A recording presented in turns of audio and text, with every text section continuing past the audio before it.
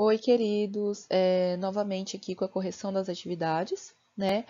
O assunto Grécia, que é o que foi discutido hoje na nossa aula online, certo? Estou fazendo essa correção para os alunos que não puderam acompanhar a aula online, para que eles possam corrigir as atividades da apostila, ok?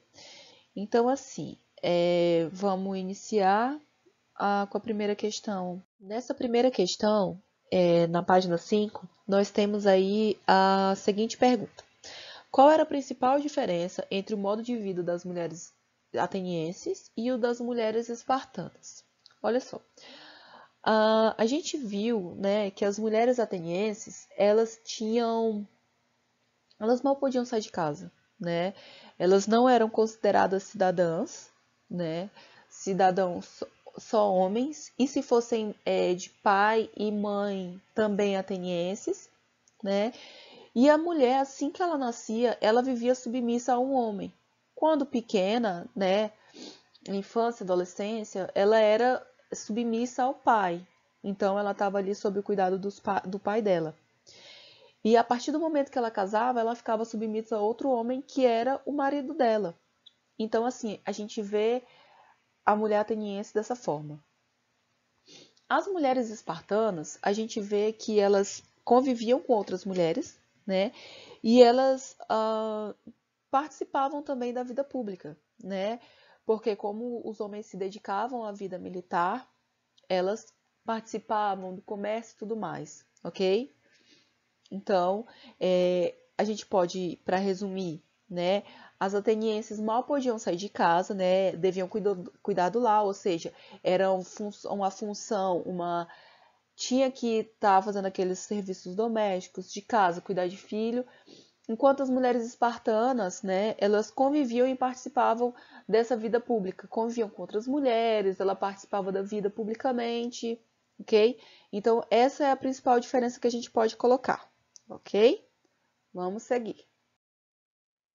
Que situação motivava a diferença entre o modo de vida dessas mulheres? Olha só, eu já coloquei a resposta porque ela é bem similar à da questão anterior, né?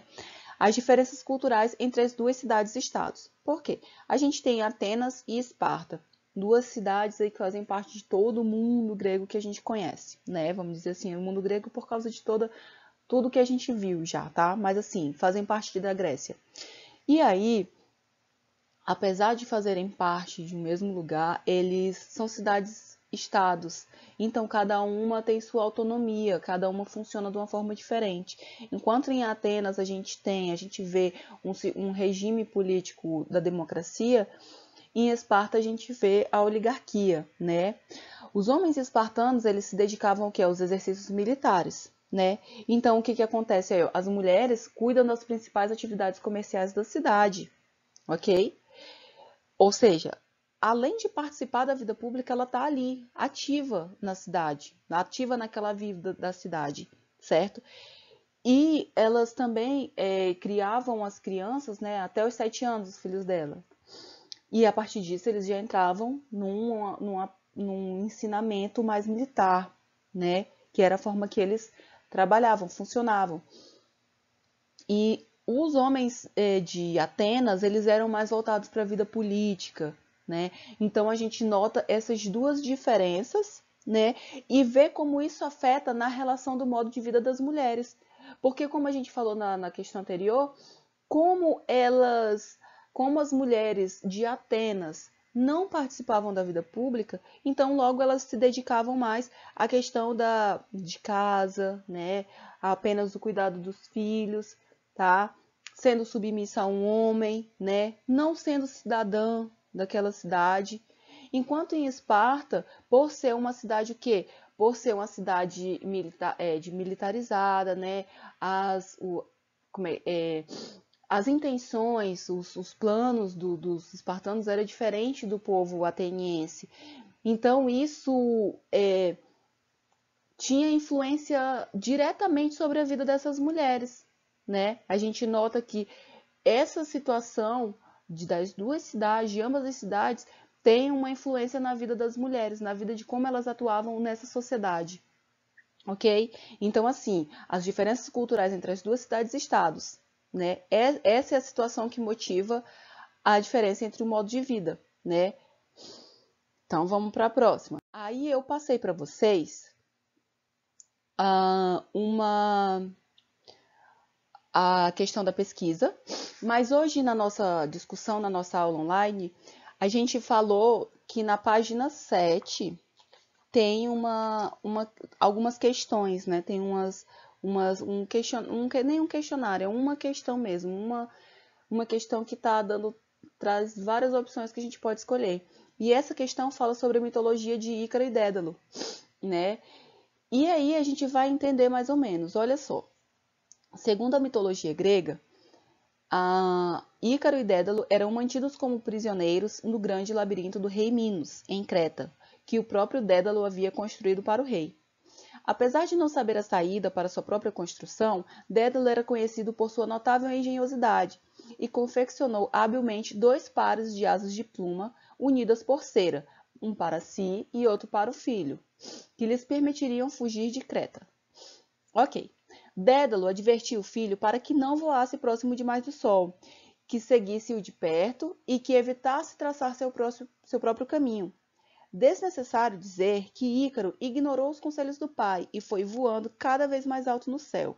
No entanto, quanto mais perto chegava do sol, mais quente a cera se tornava, até que derreteu e ele não pôde mais bater asas, despencando no mar. Ainda existe uma ilha chamada Icária, situada na área do mar Egeu, conhecida como Mar Icário, o local onde se acredita que Ícaro caiu há milênios, tá? E aí na apostila de vocês tem exatamente esse texto com essa imagem, tá? Olha aqui como é que tá na apostila. Certo? Aqui o texto e aqui a imagem e aqui o texto.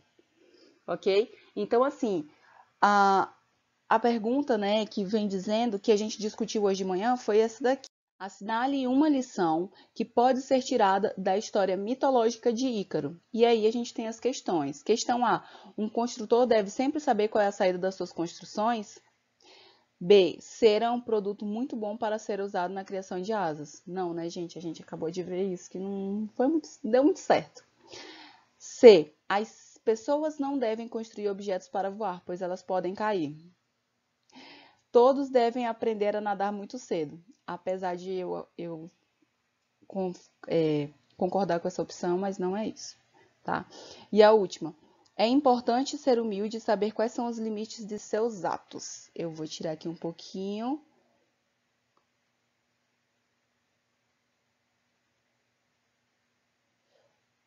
Que vocês podem ver, tá? É importante ser humilde e saber quais são os limites dos seus atos, tá? É o que tá embaixo aqui do quadrinho que eu tô aparecendo. Mas enfim. Bom, o que a gente percebeu? Que Ícaro ele não ouviu o pai dele, né? Que o mesmo pai dele aconselhando, não voa muito alto, não tente fazer as coisas sozinho. E Ícaro foi sozinho e continuou subindo. E aí o que aconteceu? A cera esquentou, derreteu e ele não pôde mais voar.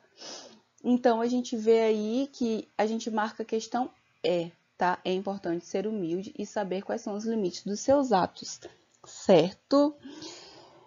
E aí, assim, eu achei importante trazer para vocês, apesar de que eu não tinha passado essa questão em específico para vocês marcarem, eu tinha pedido para que vocês estudassem, eu achei interessante a gente discutir sobre isso, porque traz à tona também o que a gente estudou na aula passada sobre a mitologia grega, né? De como a mitologia trazia coisas que eram pertinentes para a vida, o cotidiano das pessoas, dos gregos, né? Então, assim, por isso que eu achei importante e foi bem legal discutir isso com vocês na aula online, tá? E a gente vai para a última questão, que na página 7 também, e é fazendo sobre uma pesquisa, né? A pesquisa diz o seguinte: na atualidade, os Jogos Olímpicos são iniciados com uma cerimônia em que uma tocha acende o fogo olímpico. Pesquise de que forma o fogo olímpico está relacionado à mitologia grega. tá? E aí, assim, na nossa aula, vários alunos participaram e deram algumas respostas, né, das pesquisas deles, e eu trouxe aqui um resumo também básico, tá? Conforme a mitologia, o Titã Prometeu roubou o fogo dos deuses e o entregou aos humanos. Zeus, como punição, condenou Prometeu a ficar amarrado em uma rocha e ter o fígado devorado por uma águia durante o dia, e o órgão era recomposto à noite. Por toda a eternidade, o ritual se repetiria. O fogo sagrado das Olimpíadas simboliza o sacrifício de Prometeu, que entregou o fogo aos humanos. Então, assim, vocês conseguiram fazer a pesquisa, né? Tem algumas que vai ser com palavras diferentes, até porque é uma resposta pessoal, mas eu achei importante colocar aqui para a gente, para poder contextualizar para os alunos que não participaram da aula online, né? Que a gente explicou sobre isso, como é uma pesquisa, também vai, além de você pesquisar, são várias fontes, tem também a questão de você colocar a sua visão. Então, você vai colocar com suas palavras, então não vai ficar algo exato, mas no fim das contas, a essência da resposta da pesquisa é essa, ok? Então, assim, queridos, eu espero que vocês acompanhem, né? Corrijam junto na apostila, tá? Passem a limpo se for necessário e avisem para os colegas que a gente tem que estudar, tem que participar dos debates, ok? Foi muito legal hoje a gente ter debatido, como na nossa última aula online também, foi super interessante.